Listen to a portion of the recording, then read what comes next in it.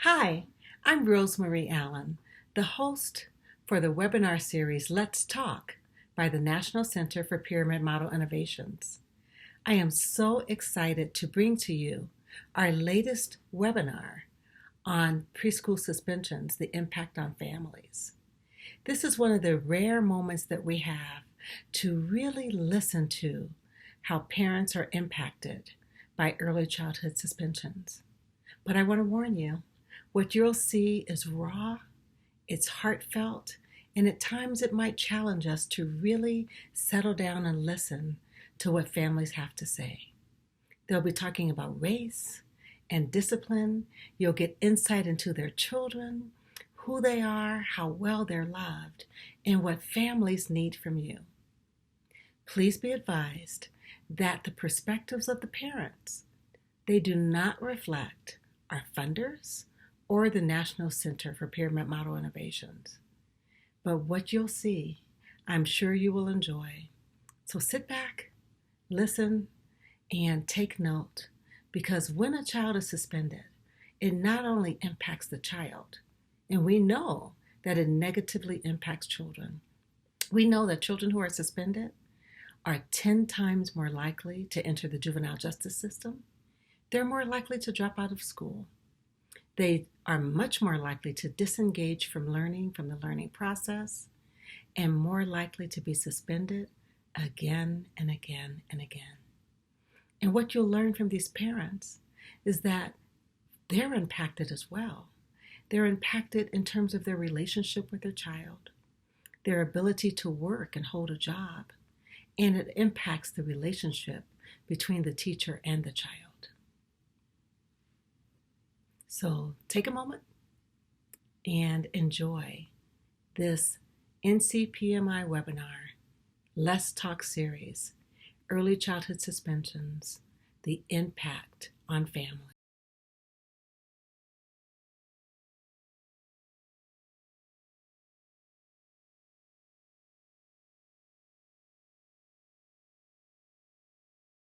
And welcome. Thank you for joining us on today's webinar hosted by the National Center for Pyramid Model Innovations. My name is Sarah Payton with NCPMI. This webinar is part of the Let's Talk webinar series. Today's topic is Early Childhood Suspensions, the Impact on Families, presented by Dr. Rosemary Allen. Welcome, Dr. Allen. Thank you so much, and we are so excited to have you join us tonight. Many of you are aware of the outrageous number of young children who are suspended and expelled from early childhood programs. Research tells us that there are at least 250 instances per day of a young preschooler being suspended from their early childhood program. We know that African American children are only 19% of the preschool population, but nearly half of those who are suspended. And what's more concerning, we know that African American girls are only 20% of the preschool female population, but 54% of those who are suspended are expelled from early childhood programs. What we are going to talk about today is how those suspensions impact families. When a child is suspended from an early childhood program, it not only negatively impacts the child, but it also impacts the entire family.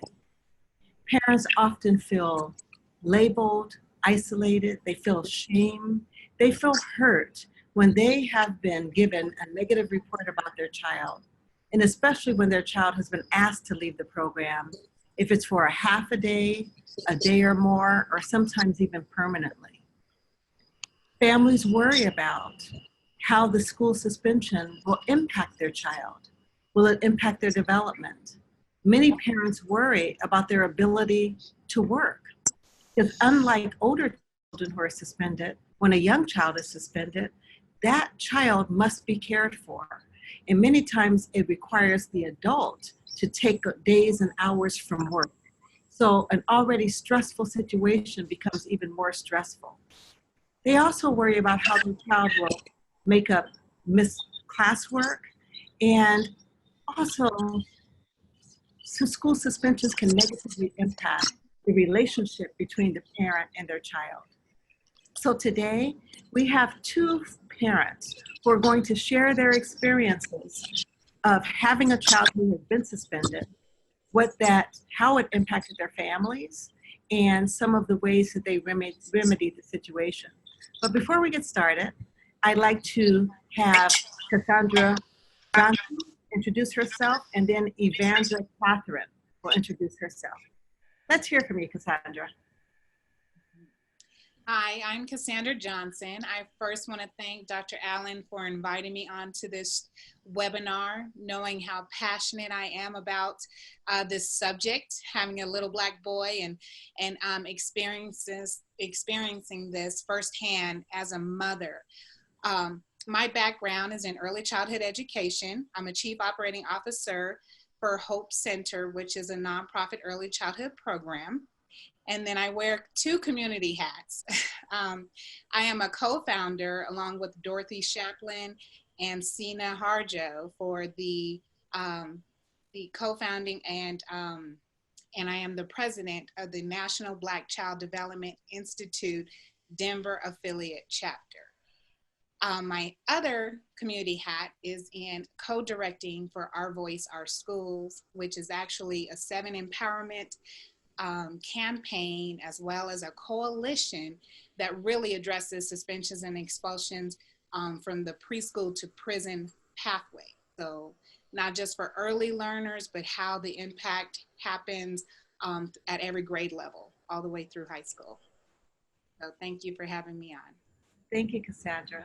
Evandra, once you unmute your mic, tell us about yourself. Hi, good evening. I'm Evandra Catherine. I'm actually a doctoral candidate at Virginia Commonwealth University in special education and disability policy. My research interest is focused on how preschool teachers respond to intense negative emotion expressions in the classroom. So temper tantrums, meltdowns, things like that. Well, thank you so much. Cassandra, let's start with you. I'm so happy to have both of you on the webinar. Cassandra, tell us about your child and tell us what you love most about his personality. Oh, yes. So my little Kobe bear, I'll have to start with the time he was in the womb. And so I called him my little Tigger because his kicks were kind of like the bouncing motion that Tigger does, that, you know, Pooh's character friend. So he's my little Tigger. And then when he was born, he was just, I mean, he was what we would term all boy. So he had no fear. He loved playing outside. He loved playing in the dirt. He loved jumping off of this and jumping onto that, and anything a little boy could do to scare their mom and give them panic attacks. I mean, he did that. He's very mobile. His motor skills were just off the chain at a very, very young age. And I would even say as he became a toddler, he became my baby Samson, because he was just so strong. He could pick up a chair, he could pick up a table. But I think the best things about him, he was my water baby. So anytime you put him in the tub, he was just like a tadpole, like a natural swimmer. And so we would have those kind of bedtime nights where he'd have his tub time, and then we'd read his favorite children's book. At the time, it was Full of Love by Trish Cook. And so he had me read that so often when we tucked him into bed that I just memorized the words. And then his humor. He loved making people laugh, whether you were an adult or a child his age. If he could do anything to get you to chuckle, to laugh, he would do it. And so he was just my little Kobe bear. I absolutely love the way that you came to life talking about your baby, your Kobe bear.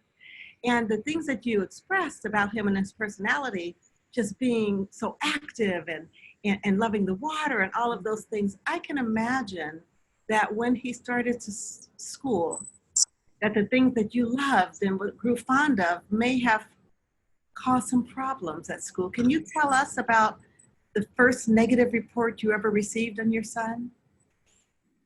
Oh, definitely. We enrolled him into preschool at 2.5. And believe it or not, we started experiencing what I now know to be softest suspensions.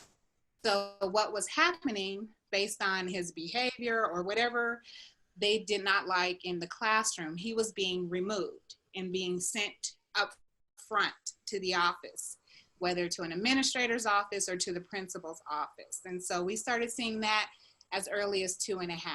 And so the principal at the time was not having it. And so luckily he was enrolled in a high quality early childhood program. So he immediately brought us all to the table. And he began to say, let's build a plan around Kobe. How are we going to best fit his learning environment based on his needs? And so it was a new experience for me with my first child. They gave me tools that I needed, books like Hands Aren't for Hitting, Teeth Aren't for Biting. And so we really built this great rapport to have a plan in place to best serve him. And so it wasn't until he graduated that program and went into public schools that we really saw hard suspensions. And we were working with schools that had no empathy and no supports and no willingness to even work with us. And so we would get phone calls. He's under the table. There's nothing we can do. You need to really come pick him up. He had one incident where he had a fallout and he flew his head back and it cracked the window. And he was suspended for that, for a tantrum that he had. And so from that point forward, we just had story after story, and it was just devastating. That's as unbelievable as it seems. It's so typical, and it's heartbreaking. Evandra, tell us a little bit about your child and just a little bit about his personality. Yeah, definitely. I similar to Cassandra, wanted to start in the womb. I was first time mom, and so everything you heard or saw up until this point is just all either from books or television. And so from the womb, my son didn't fit the standard. Whatever that cookie cutter standard was, a child in gestation should fit. And so it was always for me fearful if my child was going to come out normal or not. Evandra, you have a lot of amniotic fluid, or he's bigger than his gestational size. You know, he had a hole in his heart that closed up late, and we had to see a cardiologist that could look at hearts while in utero. And I say all of that because from the beginning, I didn't know if my son was going to fit the standard. And, you know, it was one of those moments where it was like, well, we don't care. I think which most families say, we don't care. We're just going to have this baby. And so my son was due June 26th, but born May 26th. So he came totally a month before. And when he came, it was so quick that we hadn't even had the heating lamp in the room. And they asked my OB, should we get NICU? Because I'm 35 weeks. And she says, you know, I don't think so. I think we'll be fine. And Prince comes into this world 6 pounds at 35 weeks, just big as ever. And he lays out and he's just there, and they're just looking, and I'm trying to see, is he normal? What's missing? What's not missing? And he's this healthy baby. And from that moment on, I just realized like all of that I had experienced for 35 weeks. It was like, okay, he's healthy. He's great. We're going to be fine. Everything's good. And, similarly, my son started out in the public school system around the same age. He was about 2.8 years old, but I was in the poorest city in my entire state is where I lived at the time. And so the poverty line, childhood poverty in that particular area is 48%. It's a very, very poor area. And so I had to start navigating this system. And so we get into the system and things are phenomenal. My son enters into the 3-year-old program. We first started off self-contained. We graduated to an inclusion class, and then he went on into gen ed, and things were great. 3-year-old program, great. 4-year-old program, great. And then we get to kindergarten, and kindergarten starts in September, and my son is being suspended in November. And it was one of those moments where we never got a phone call or a note or anything about his behavior, ever. And then he gets suspended.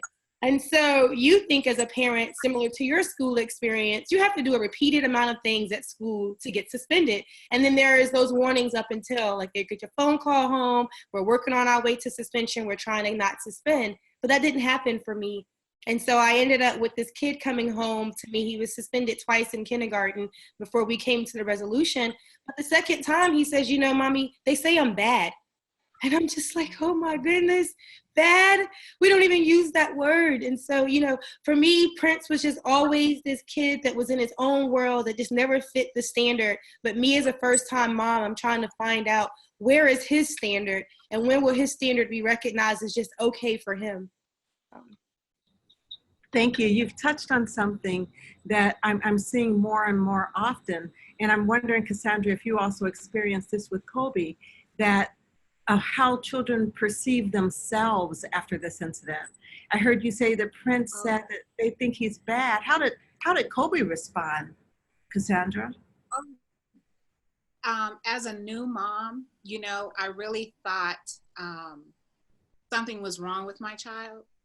I thought, you know, why is he exhibiting this behavior? And so we started taking him through a lot of play therapy to find out, you know, has he experienced some type of trauma that we weren't aware of? But in the classroom, he went from being this bright, brilliant, identified as gifted at age 3 to really withdrawn, and his behavior increased negatively. And I didn't know it at the time, but when children receive attention, regardless if it's positive attention or negative attention, attention is attention. And so the only attention he was receiving in these classrooms was negative. And so anytime he did something positive, it was never reinforced. And so he knew how to get attention. And so what I found when it came to his peers, he had been so targeted by his teacher that he was also labeled the bad child. And in early childhood, we don't use the word bad. So in the public school system, he was labeled as being the bad child that children, his peers, soon discovered they don't want to be around. They don't want to hang around with Colby. And so when it came time to invite other kids to the birthday parties, they wouldn't come to his birthday party. He wasn't invited to their play dates and their birthday parties. And even parents projected that onto him. You know, stay away from Colby. He's a bad kid. And even onto the parents, you know, to me and my husband. And that was just an experience in itself. And so when he would come and return to school after the weekend and hear these fun stories about where the birthday party took place or the play date took place, he really felt like he isolated, just like he was not included. And so that was really hard to deal with in trying to keep his self-esteem. Well, and thank you for sharing that, because so many times as I'm talking to educators about the negative impacts of suspensions, we forget to talk about the negative interactions in the classroom and how we actually transfer bias about children. Teachers teach other children how to treat a child. And we don't think about how we pass that on, how we label children, and then how we impact children's interactions with each other. Someone told a story about a teacher was talking to a little girl for mistreating a boy. And she said, we don't treat each other this way. You weren't being very kind to your friend. And the little girl looked at the teacher and said, why do you care? You don't like him either. And that was very powerful to that teacher, because she had to come to terms with the perceptions that she was influencing because of how she treated that child, which is really interesting. I want to remind our participants that you have your question and answer box there. This is one of the few times that you really get a chance to talk to parents and ask them about their child and how they felt when the child was suspended. Many times, Cassandra and Evandra, I hear teachers in the classroom say, well, you know, when I talked to the parent, they said he doesn't act like that at home, but I'm sure he acts like that at home.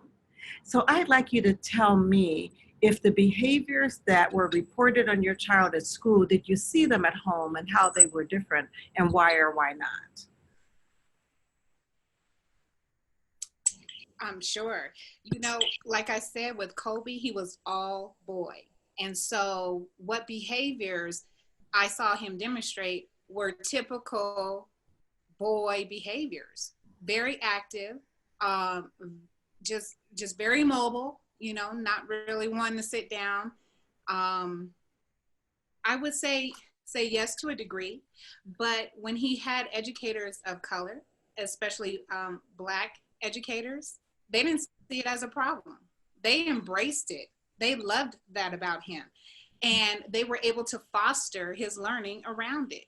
So it wasn't an issue until we were in schools that were predominantly white and teachers that were fresh out of college, no children of their own, and particularly female white teachers. At the times that he had a male teacher, whether it was a teacher of color, he did have a teacher of color that was male, but his first male teacher was a white male. And the parent teacher conference, it was a co-teacher with a female teacher, and she had all these horrible things to say about him. And he interjected and he said, you know, I get Kobe. I was a Kobe. So I don't see anything wrong with Kobe. And so it was refreshing, you know, to say, I didn't behave this way in school, but I was reminded by a male teacher, you also weren't a little boy. So there was this gender bias or gender difference that as a parent, I didn't take into account. And I didn't realize it until he had his first male teacher. And when he had teachers of color, they understood. Some of them had raised a little Black boy. Some of them had a little grandson that was a little Black boy. So they knew how mobile they are, how active they are. They knew the type of learners that they were. So as I got older and I started researching, they're more kinesthetic. They're more tactile. So they don't want to be sitting and learning. They want to be moving and learning. So you touched upon not only the gender bias, but also the cultural disconnects. And research tells us that if a child of color have at least one teacher of color throughout their entire academic career, their outcomes are greatly enhanced. What kind of advice would you give to teachers in handling boys of color? And Evandra, I want you to jump in there too. Yeah, well, I definitely want to just jump in there. What was very, very unique for my son, he had all Black teachers up until he got to first grade, second grade. And so, you know, it was his behaviors that he would get in trouble for in school or where he was suspended for before we finally resolved it were meltdowns and tantrums. So Prince is gifted as well. And we started off with a PED diagnosis, and then we were borderline autism. And then finally we ended with an Asperger's diagnosis. And so he has Asperger's. And so he always parallel played, and he really didn't get into things in the classroom, but his behaviors were of that of meltdowns and tantrums. But he had all Black teachers all the way through until we got to second grade, which I'll tell you about that in a little bit. But and so his behaviors that he had at school, at home, were not the same that he had at school. But we later found out that Prince's behaviors were related to sensory, and we found out that out through occupational therapy that was on the team. And so the behaviors were easy to rectify in the school environment because it was a matter of modifying the environment to his learning needs. And then he started to perform. You know, and observing some students and also teaching in the class, the college classroom, we talk about coded language and how even cultural language models can be different. And some of the things that I've noticed in the classroom is that some of my young teachers, young white teachers, they present demands as questions. For instance, if it's time to go outside, they say, do you think it's time to go outside? Or shall we clean up now? Or do you think you should get your jacket? And when students who grow up where they weren't offered a choice, but told what to do, they really believe this is a choice. Do you think it's time to go inside? No, I don't want to go inside right now. And then that's deemed disrespectful, where they may come from a family where the parent might say, it's time to come inside, pick up your toys, let's go. Or it's time to go to bed, brush your teeth and get ready for bed. So have you, either of you, been aware of or noticed that kind of coded language difference in terms of culture? I didn't have that experience with Prince in any of his instances. Mm-hmm. But he had I've mostly. definitely heard of it, and I understand exactly where you're coming from, and it's true, but I didn't have that experience. What about you, Cassandra? Well, not actually being in the classroom with him when these things were going on, Mm-hmm. but I have read about that research later on, you know, and Yes. so I have observed it for myself, but that was outside of his classroom because, you know, I would be at work while he was in class. But definitely, you know, if you with Kobe, he was a child that presenting something that way to him, it would be, I must have an option. Yes. And so he would need more of a directive, you know, that this is what time it is. So I noticed in the early childhood quality preschool program, part of the plan was that they worked on with him with transitions. Mm-hmm. And so where you're saying now it's time to go outside, he would get extra warning. So, you know, Colby, in about 5 minutes, we're going to put these toys away and we're going to line up and we're going to get ready to go outside. And so they took that extra time to say, is it time to go outside? No. They said, this is what is going to happen. And they prepared him for it. And then it was a countdown in 4 minutes. And remember, we talked about it. Now we're down to 3 minutes and 2 minutes and 1 minute.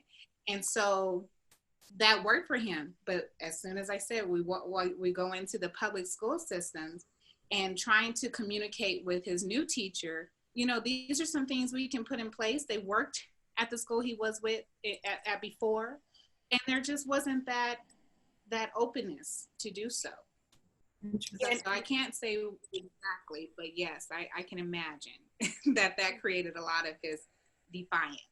Yes. And I was going to piggyback on that. When you were speaking, it popped up in my mind the same thing. My son was on a visual schedule and a timer as well. And so he never was giving directives either. He was actually based on his visual schedule. Prince, in 5 minutes, we're going to do X, Y, Z. And so, yeah, that's probably why he didn't get directives, because he was on the timer and the visual schedule, the picture schedule, because he had a problem with transitions as well. Yes.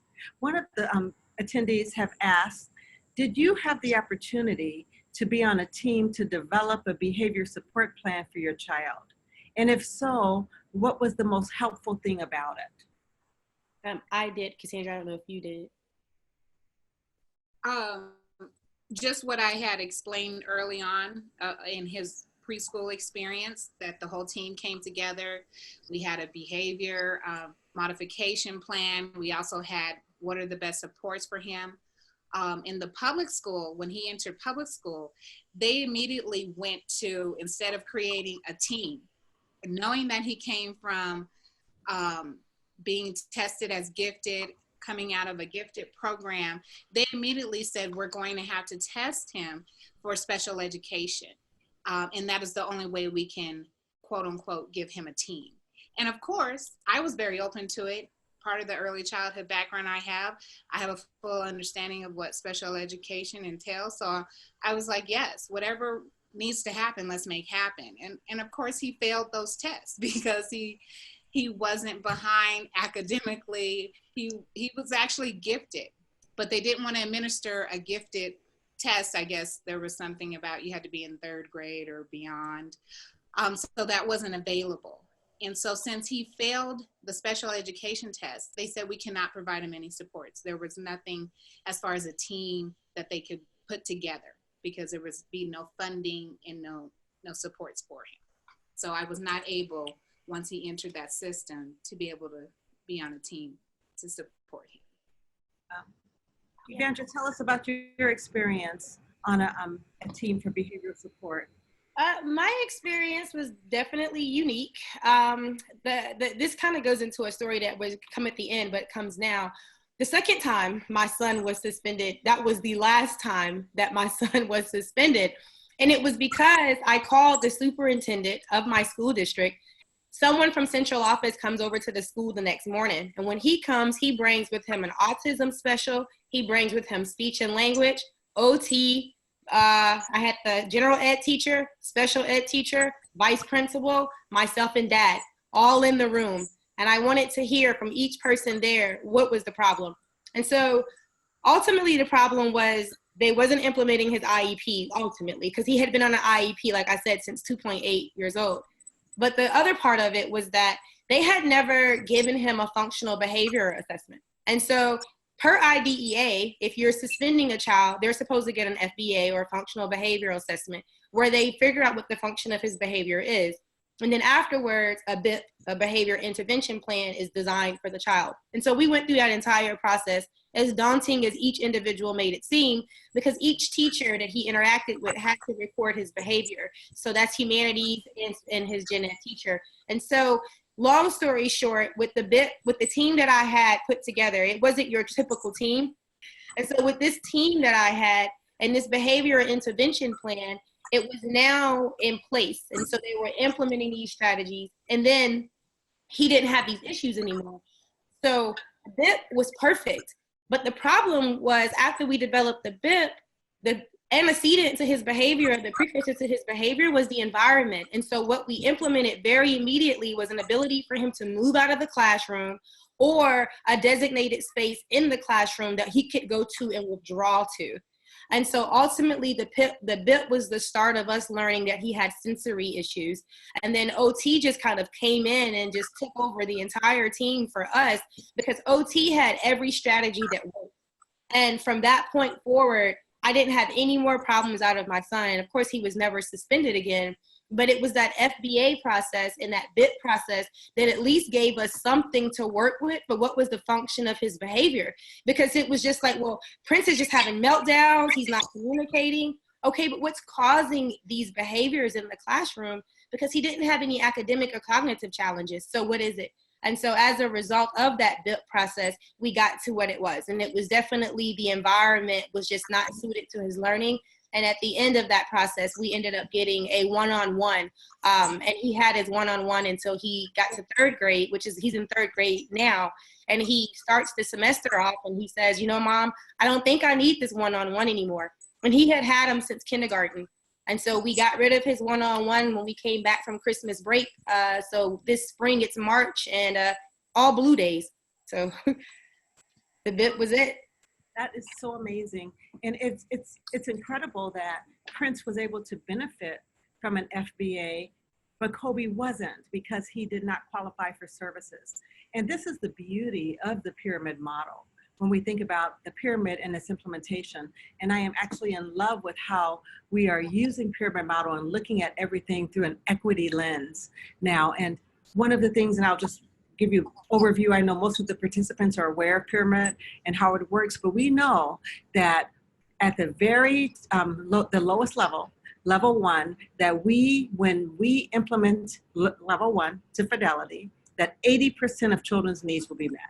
We know that when we look at positive child interactions, when we look at a supportive environment, when we teach children expectations, 80% of those children's needs will be met. And then when we get to the secondary level, these are children like Kobe, Cassandra, who needs extra warnings, extra time. They need more supports. And with those supports, they do very, very well. But then we meet about 15% of their needs.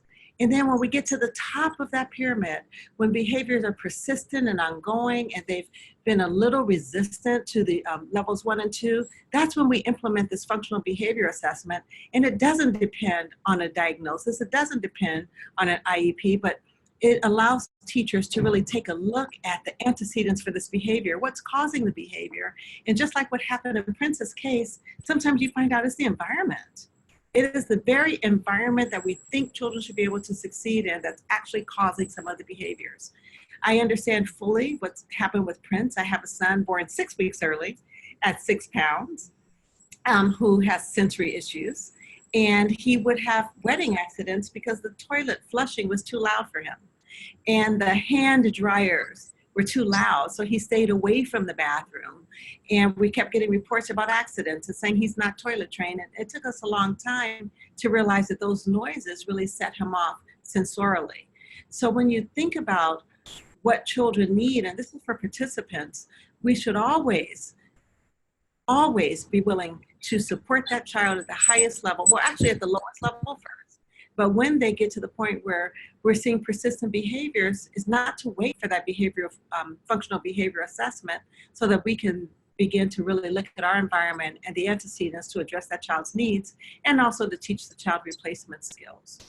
So as we continue to talk about suspensions and expulsions, I'm wondering how these suspensions, and I know your son had 2, Evandra, but it sounds like some of these things were ongoing for you, Cassandra. How did that impact your ability to work? From what I'm picking up, parents, you all had to go in and talk to teachers, threaten school superintendents, bring in husbands. How did it impact your ability to work and hold a job? You know, I was fortunate to be at an organization that understood. So they did allow me to be a parent that would need to leave immediately, you know, on call. And it became like anxiety. When the phone would ring and I knew it was the school, I immediately went to, oh my God, what has happened now? Before I even answered. And so it created this anxiety because I knew when I'd answered the phone call, it wasn't going to be anything positive. It was going to be something negative. And I was going to have to go into my boss's office and say, I need to go to the school again. And so I was allowed permission because they understood, because they were African Americans. And so they understood what it was like for schools to call and tell you, you have to come up here to pick up your child, or you have to come up here and we need to schedule a meeting, or this, that, and the other. And I can recall when he was in kindergarten and having to go up there, that there was another little boy, and he was Hispanic, and him and Kobe had special desks way in the back. And the teacher really said to me, you know, I'm willing to work with Kobe because, you know, you're involved and you're up here, and I see you're really trying to help Kobe. But this other little boy, his parents never come. And so there's nothing I can do with him. And I felt so heartbroken that you don't know what their situation is. She may be on a bus. She may be at a job that won't allow her to take off. And so I tried to do as much as I could for that little boy and for Kobe, in saying, you know, they need to be moved closer to the front of the class, less distractions, this, that, and the other. But fortunately, I had a boss that understood and allowed me to advocate for my child and be present. Very nice. Evandra, I know that your son was attending a school that was owned and operated by the city while you were also a city employee. Tell us about that. Yes, so uniquely, right? So my son was in the school district that he was being suspended from. I worked as an employee for that same city. And so when my son started to get suspended and I had to go to the school and had all these meetings, I basically told my supervisor that for every minute that I have to leave to take care of my son in your school district, essentially, I'm not going to clock out for that. You all will pay for those hours. And I was spending hours not only at the school, I was spending hours at every Monday at city council, letting my council understand what was going on with my son at school. So I was spending hours everywhere, and it made sure that I didn't clock out for any of those hours, and I would leave whenever I wanted to. But that's, again, to Cassandra's point, that's privilege. You know, and most parents in these situations just simply do not have the privilege. And then most parents in these situations have other things going on with them and their own mental health as well, to have to know that you have a loving child at home that you would not send to a room by themselves or call a relative to come pick up. And these are things that happen in school. And if teachers were under the same guise of child protective services, you would think some of these teachers would lose some of these kids out of their classrooms. Because how can you send a kid out of the room? And as a parent, I can't do that. And these kids are in schools where these teachers are not held accountable, but then there's so many layers because there's administration, et cetera, that plays a role into that, where parents are taking off work for these things. But how is it that I can't, as a parent, leave my kid in a room or put them in the back or just keep calling someone to come pick them up? But teachers and administrators have that ability to do so without any oversight or accountability. And so parents are, to Cassandra's point, they got to catch 3 buses to get there, or they might not be able to get off from work, or their own mental health is so distraught that they don't even want to deal with the school to help their child because they just don't have the capacity to deal with it or the knowledge. And for me, I became a parent advocate because these parents that could come didn't mean that they had the resources or the knowledge to be there. So it almost was still like they wasn't there, even though they were present. And so there's so many layers to what parents have to undergo when their children are just not meeting the standard of sit down in your seat and comply. And that's what they want our kids to do, particularly our boys: comply, talk later, move later, dance later. So absolutely. When we look at the data around suspensions, we know that it is first gender. More boys are suspended than girls. It is a gender problem. And then it's also a race problem. Medria, I hope I'm saying that right, Medria made a point that the FBA is very effective. However, it's just as important as the person administering that. And I really, really appreciate that, because what we have to talk about at all times is this implicit bias, that no matter how evidence-based a program is, if we're viewing it, or if we're administering or implementing it through a biased lens, it's not going to work. And as we talk about the effectiveness of same-race teachers, we're not saying that white teachers are not capable of teaching children of color. What we have to be aware of is our own culture and our perceptions and what we bring into the classroom. Right now, America is more not integrated. What's the opposite of integrated? Segregated than ever was before Brown versus Board of Education. We have very little opportunity to really interact with each other, so we don't know each other very well. And because our field is a predominantly, 95% female and 85% white women, we have to understand that now we have people teaching our children who may not have an understanding or experience with them. It reminds me of when I first started working in Colorado with a predominantly white population. In my family, when my dad calls you or any adult calls you, you come. So if my dad calls me and they call me Rose at home, they go, Rose, my answer is coming. The expectation was that I'm gonna come see what you want. However, when I started working at this school, I called a little guy, I'll say Connor, and he goes, what? And I'm like, excuse me? Connor, what? And I'm thinking, how rude, who does this little guy think he is? And I put my hands on my hips and I said, Connor. He goes, what, teacher? Why you keep calling my name? What do you want? And it was at that moment that I realized that there was a cultural disconnect in his expectation and mine. I really, for those few seconds, thought he was one of the rudest 4-year-olds I'd ever met. And when I looked at his little face, I realized he wasn't being rude. His question was sincere. Teacher, you're calling me. What do you want? And it was at that point I realized that there was a disconnect in our expectations. And I believe there are many, many, many disconnects between our teachers and our children. And when we can all admit that we are biased, when we admit that we see things through this biased lens, through the lens of our own experiences and expectations, then we can more readily see what's going on. When both Evandra and Cassandra talked about Prince and Kobe, participants, I want you to remember the joy in which they talked about their children. The things that they said that were so enjoyable at home. I love the way that Cassandra said that Kobe was like Samson. He was so strong, he could pick up a chair. And as she was saying that and smiling and saying it with such joy, all I could imagine is what would happen if he picked up a chair at school, where his dad at home may have said, "Son, look how strong you are, look at those muscles." And the teacher would have feared that he was going to hurt someone and he would have gotten in trouble.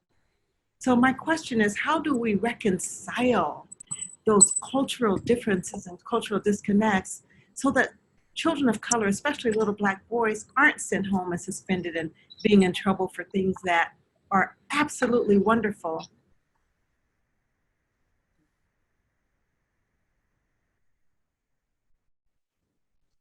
You know, I would like to start because I want to share a story that just absolutely broke my heart when he was in the first grade. And I think it first comes with being open to having the conversation. Because when Kobe was in the first grade, I had lost my father. And I was a single mom for a very long time before I met my husband. And so the only Black male figure that Kobe knew was his popo. And so we never know how that kind of trauma impacts a child until it starts coming out. And so they had a class assignment that everybody did a picture and a short story to tell about whatever they wanted to tell about in the first grade, and it would be all combined into a book. And so Kobe actually drew a picture of his popo going to heaven and the house that he had passed away in. And he wrote a story, and it was very heartfelt. And so they were going to have a special event, and the classroom got to decide and vote on the top 2 stories that the teacher selected and who would get to present at that event. And it was another little girl. She was a Caucasian white little girl, and she had wrote about her cat.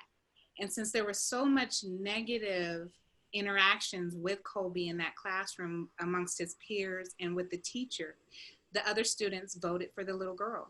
And so I sat down with the teacher and I said, I believe you really missed an opportunity here to have had Kobe uplifted by his peers during a traumatizing time in his life. And so he didn't understand why he didn't get voted for, because he poured his heart out into this story. So he didn't want to attend the event. And when I purchased the book, he didn't feel like he had anything special included. And so I think being open as an educator to listening to families and what they bring to the table.